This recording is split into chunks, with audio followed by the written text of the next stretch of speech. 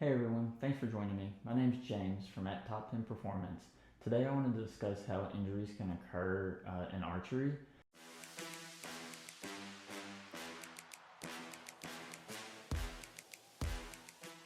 I want to discuss the theory of the envelope of function. This was first introduced by Scott Dye in 2005. He first used this to discuss the pathology of patellofemoral pain or knee pain around the kneecap. So to help you better understand what this graph means, I think it's a good idea to discuss the different zones, what the different lines are for the envelope of function that Scott Dye suggested. So first, running vertical, you have your intensity or your load. So this is how hard the impact, the force, how much strength you have to exert. And then running horizontally, you have on the x-axis your frequency. So bottom left will be low frequency, and then bottom right will be high frequency, so occurring pretty often. The blue zone is the zone of homeostasis, so think of this as your day-to-day activities. It's not really stressing your tissues, your bones, your muscles, your ligaments, your tendons too much. This is a good, comfortable zone for our body. We're not having to work too hard or do too much. You don't really have to recover day to day from these things. That thick black line above the zone of homeostasis is your envelope of function. So think of this as your tissues max capacity without risking injury. If you reach above that, that is the zone of supraphysiological overload. And then so this is where you start thinking of those overuse injuries, or you exert a lot of strength, you take in a lot of impact, and you're pretty sore from it. Your body feels beat down, you need to rest and recover. From time to time, it's okay to reach into that zone, but you don't want to hang out there, because that's again where those overuse injuries start occurring. A lot of times we like to think of strength training as touching into that zone, and then we're allowing time to recover. So this is how we boost our envelope of function, how we get used to doing more. Above the red zone, you have the zone of structural failure. So this would be like you immediately jump off of something and you fracture your ankle. You pull back your bow after the off season for the first time and you tear your rotator cuff. You go for a really long hike and you end up with a hamstring strain.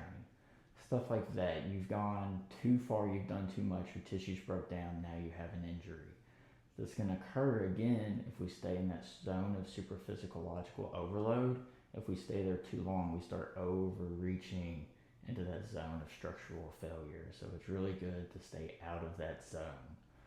Again, in terms of thinking of boosting our envelope of function, we want to reach to the top of that envelope, maybe reach supraphysiological overload, allow our bodies to recover, and then we can do it again.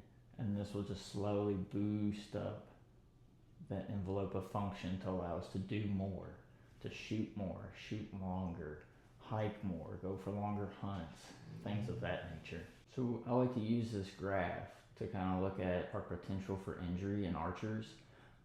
Again, the example I gave is if you get a new bow, you try to increase your poundage, you're going to increase your load, but your frequency is going to be lower. You're not shooting as much. So this could, if it's above where you're used to, you could start reaching into that supraphysiological zone above what you're used to. This can place increased strain on the tissue, and if we're not allowing them to calm down and heal and recover, we stay in that zone, you can reach that structural failure. Or if it's way above what your body's able to handle, then you can just jump straight to that structural failure zone, and then that's where you end up with your rotator cuff tears, your slap lesions, things like that. On the other end of the spectrum, you start looking at your overuse injuries. So again, that's that low load, high frequency. That could be boosting up your arrow count. So say if you're used to only shooting, 30 arrows a day, and you're like, man, I really want to start shooting into prep for Vegas, prep for Lancaster. So then you start going from 30 arrows today to maybe shooting 200 arrows the next day. Well, it's going to be a big jump in that frequency. Again, the load is something you're used to. So we're saying that low load, but now we've boosted up our frequency. So then we might be starting to edge into that supraphysiological zone and starting to risk some overuse injuries. The overuse injuries, I would say, is what's more common in archery. We tend to build up tolerance pretty well to what we're able to shoot. We adjust our poundage to what's pretty comfortable generally.